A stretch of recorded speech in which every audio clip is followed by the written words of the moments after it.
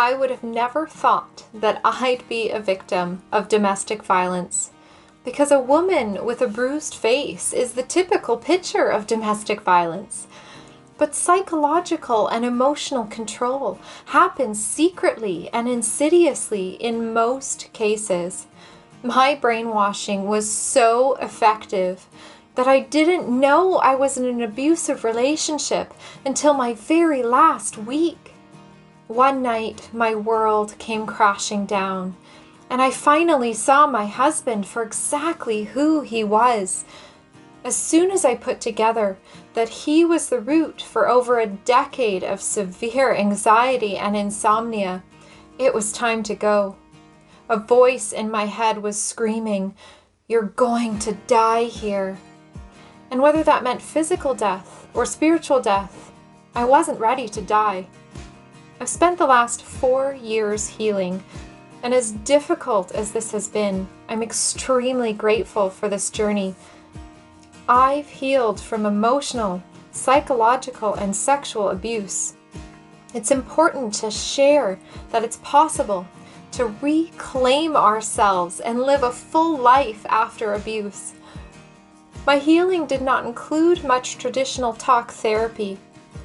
When I got out of the hospital after my mental and physical breakdown, I did not have the medical coverage to afford the luxury of one-on-one counseling. This is similar to other survivors, which is why alternative healing is gaining popularity. It allows people to step into their power, turning their body into a healing system that releases stored trauma instead of holding on to it. Today, I'm sharing my healing journey through healing creatively, mindfully, and spiritually. This journey actually started while I was still in my abusive marriage. We lived a very complicated life. Partway into our relationship, I was brainwashed into opening our marriage and start attending sex clubs and parties. What's called the lifestyle soon turned into full polyamory. He had multiple girlfriends, and I had a series of boyfriends outside of our marriage. But because I didn't know any different, all 3 of my boyfriends were also abusive. I had just broken up with a very mean and verbally abusive narcissist boyfriend and was attempting to heal this while I was still unknowingly in my abusive marriage. This was my 3rd abusive boyfriend in a row. There was a clear pattern emerging in my dating life, and it was time to get to the root of the problem behind this string of abusive relationships. It seemed like there was something wrong with me, so I went to a counselor to get fixed. I didn't connect with my counselor, but talking about things started to create a new awareness. Talking and writing is essential to healing. It can often bring the unconscious conscious. Awareness of our problems must first happen before any healing starts. And in my new awareness, I started to wonder, if I'm going to therapy to fix me and to heal from this abusive boyfriend, why am I spending so much time talking about my husband? I hadn't made the connection yet that he was my abuser, but it sparked the idea. There's something about my husband. I had never really talked about him in a private, safe space before, and there was a lot to talk about. These thoughts, coupled with my new discovery in art, were my first steps to healing. Art has saved me and healed me beyond measure. It's unfortunate that the arts are losing their place in favor of academics in schools. Creative expression is an incredible healing tool. Art was empowering. It was constantly satisfying and gave me this new confidence. So while this is very good for a victim like me, this is a very bad situation for my abuser. The cycles of abuse depend on the abuser controlling when the victim gets lifted up and when they get torn down. Anything outside of their control is a threat and eventually undermined. This is why victims are often estranged from their original interests and families. So although art was embraced at first, the insidious undermining had started.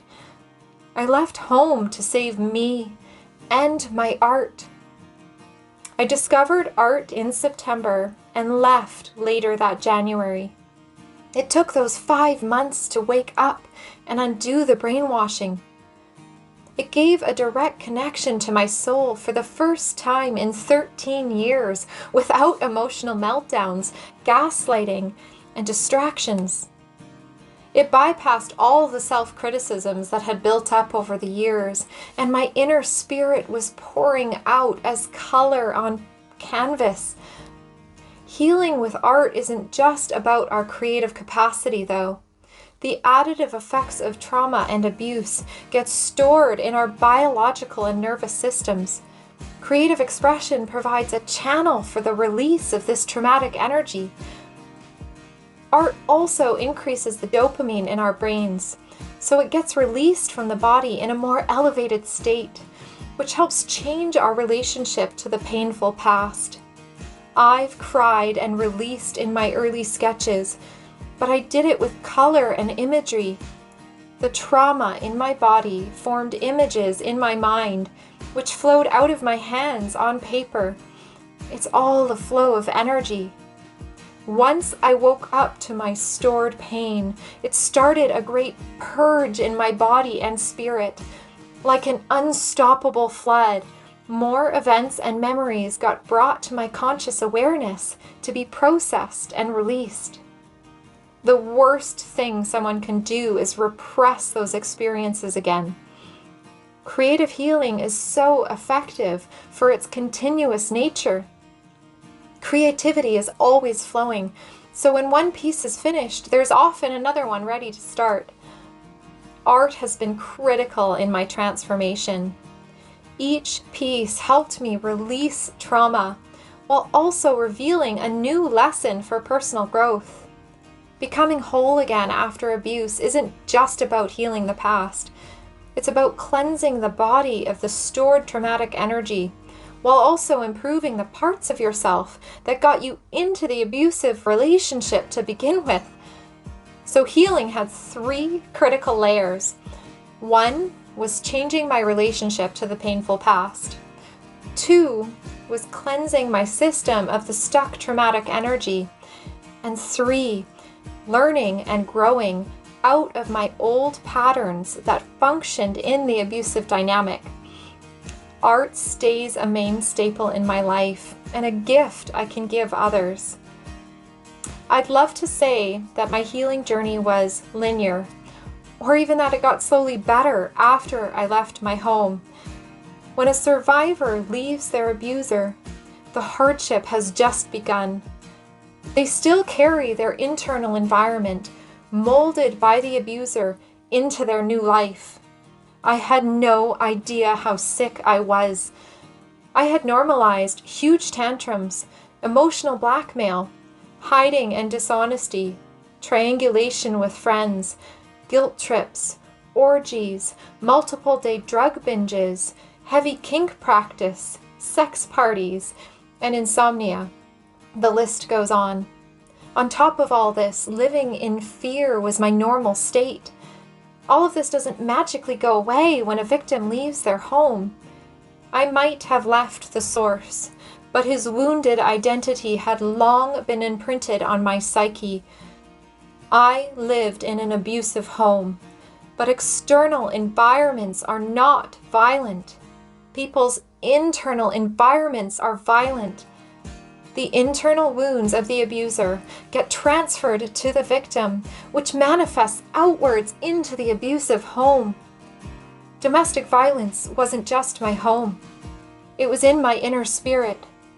So I lived in the abuse even after I left. The result was disastrous and almost deadly. Survivors are not out of danger when they leave their homes and their abusers. And this is why healing must become a popular and normalized state after a relationship.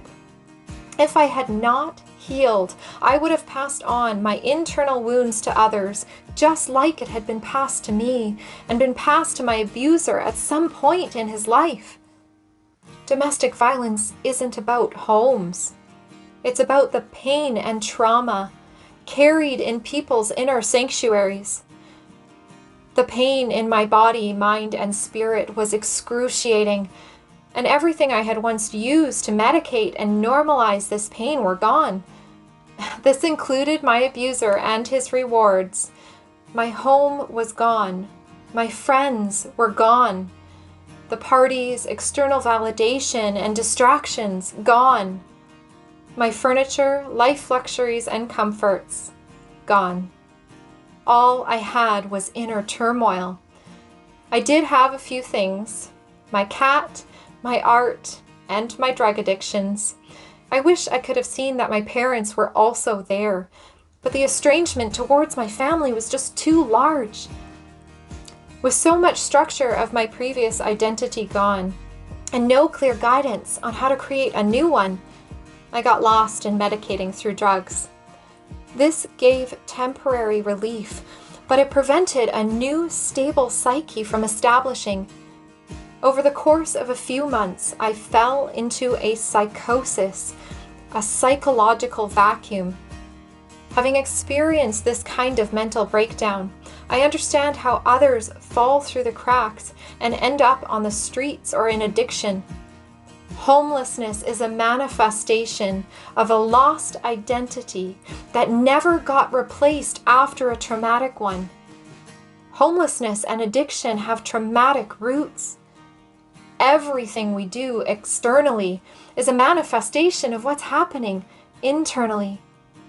In fact, during my psychosis, it felt safer to leave my home on a nomadic camping trip. I had no safe feeling in my head, so my new home with my parents offered no comfort.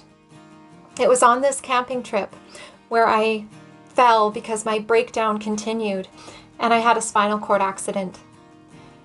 After 6 months of spinning out of control in turmoil, the universe smacked me down for some real healing. I was admitted to a rehabilitation ward as a psych patient for a month. My time at the hospital was also traumatic, as the drugs were the focus and not my internal pain. But it did give me some time to rest, so a new psyche started its foundation. I officially had a broken mind, body, and spirit, but it was only after I hit this rock bottom that I started to build a new self from the inside out. It's critical that a victim be able to build a new foundation and identity. This could mean a new job, new clothes, new friends, new passions, new perspectives, and new beliefs. Rebuilding my mind processes was essential to building a new identity, and it was a daunting task. I had no logical framework for thinking, approaching people, and my daily tasks. My ex-husband was very intelligent, with a genius-level IQ, but his thinking was funneled through paranoia, past wounds, and low self-worth, the root cause of his control.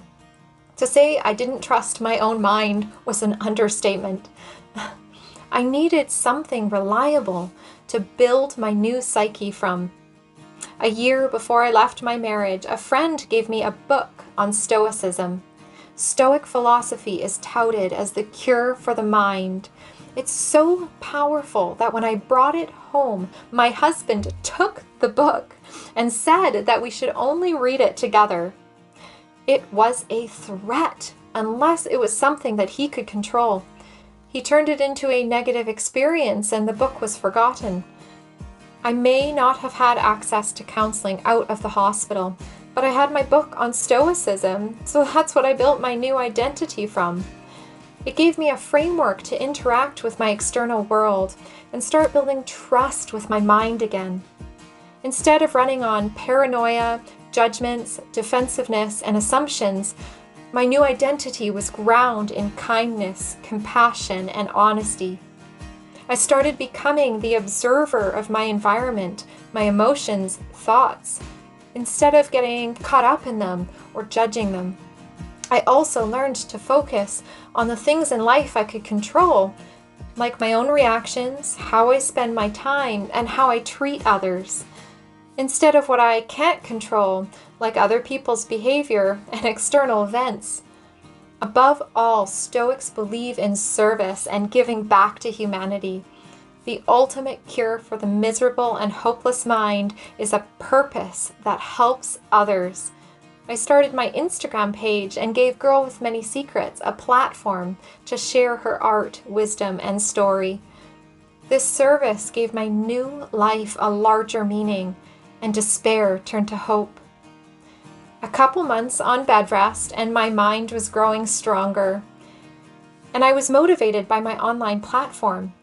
I bought some more books and discovered affirmations. With these, I started tackling the beast behind my consciousness, the subconscious mind. The subconscious runs our life, and it often runs on programs picked up in childhood, which can also be damaging. But brainwashing wreaks havoc on it as well. It's been a long road to reprogram my subconscious mind. It was running on beliefs like, I'm worthless, I'm unlovable, I'm a disaster, I ruin everything. I think slower than everyone else. I never know the right words. I need drugs to feel normal, to help my slow brain catch up. Just imagine having a life running on these kind of programs. I did for a while. I ended up in the hospital. These deep-seated beliefs are how domestic violence is dangerous, even after a victim leaves. But hope is a lifesaver. And somewhere inside, I hoped I could be a beautiful person again. I didn't feel beautiful. I was crippled and learning to walk again. I had just had a huge mental breakdown, and I was building trust with my parents again after addiction. I also desperately wanted to be successful in my new life as an artist. As I've mentioned, creating a new identity is paramount to healing. Going back to my teaching job just felt like slipping backwards to my past.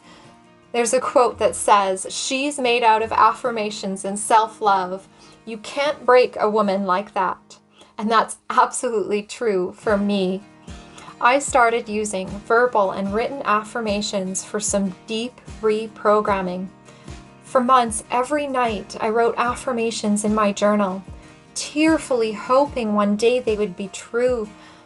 I'm a beautiful woman.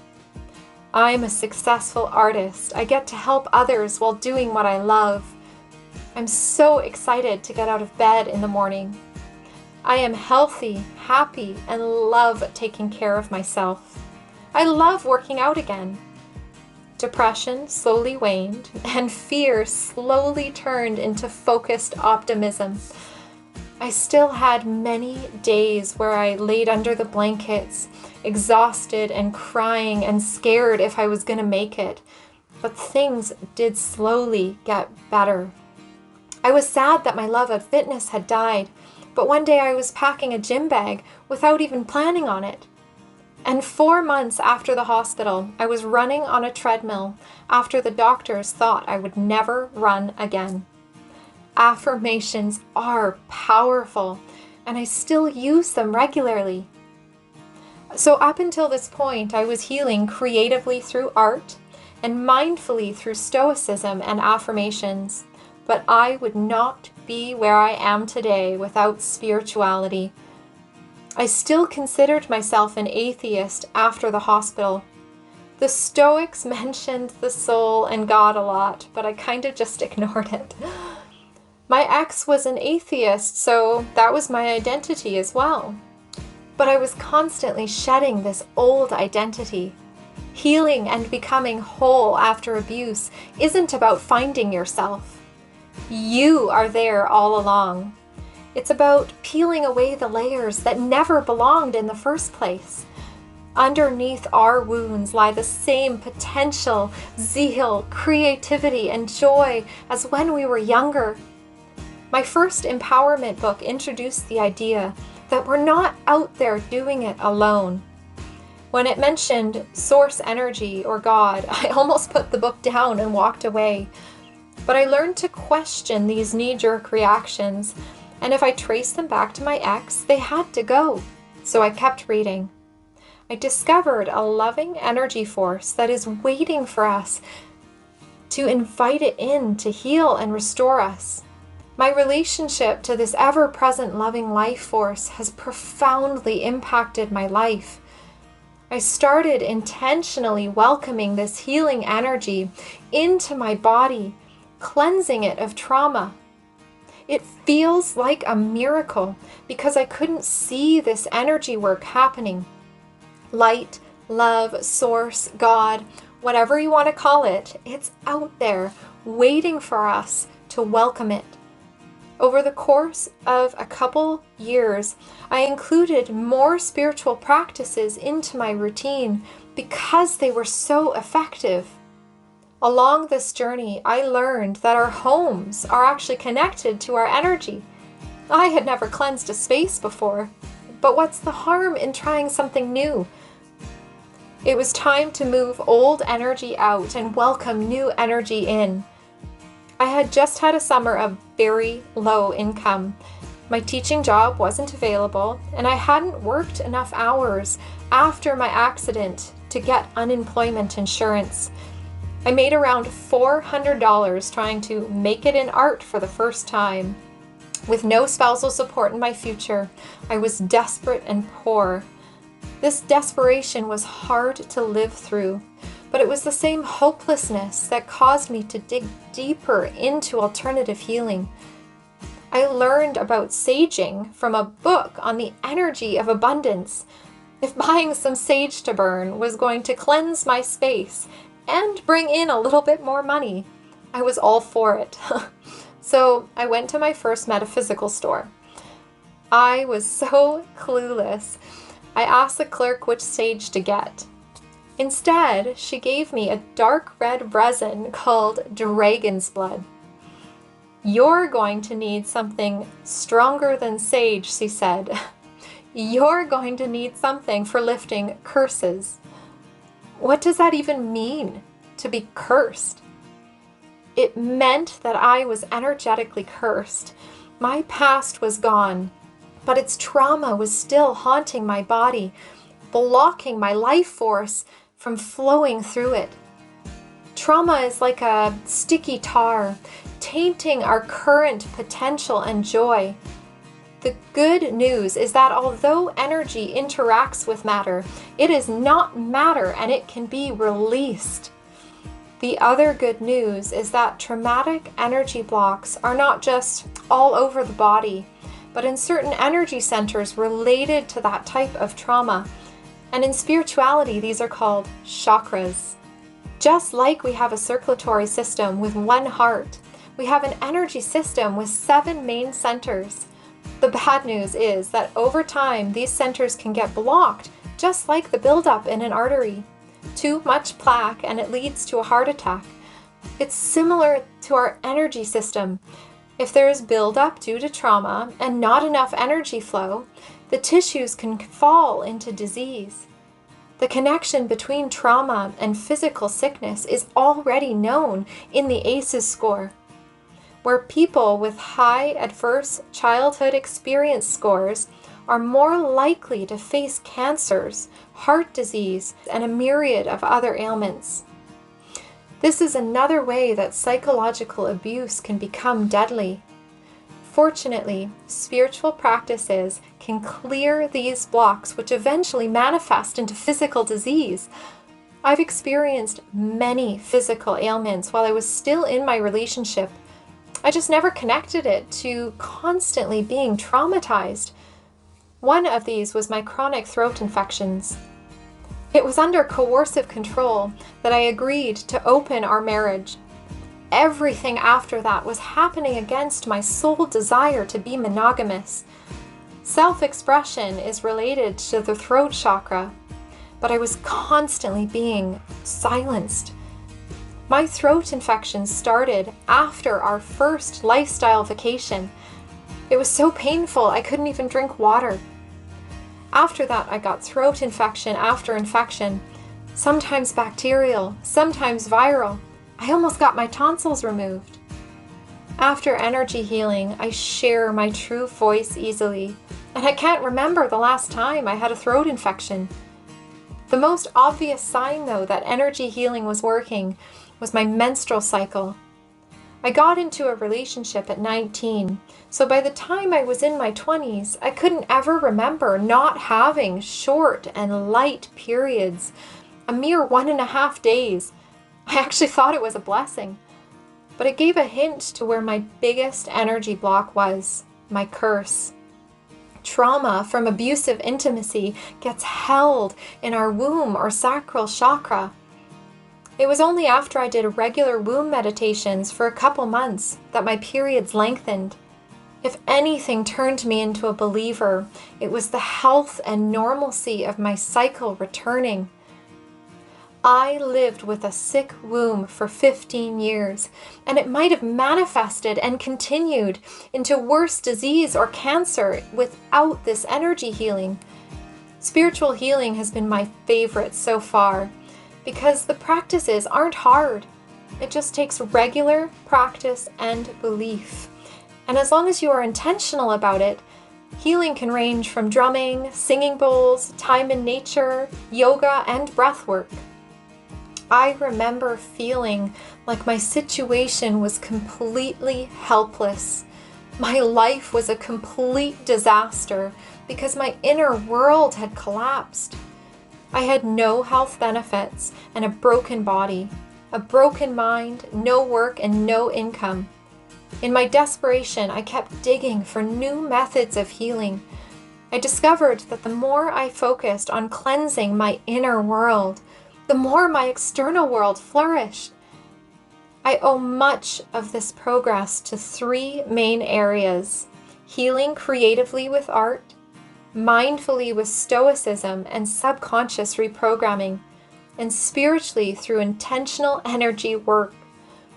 Underneath our pain and trauma lives the full potential and vitality of the human spirit. I've become a woman who loves getting up every day. I live in the present and not the past. I look forward to my future. I experience joy, and my playfulness has come back.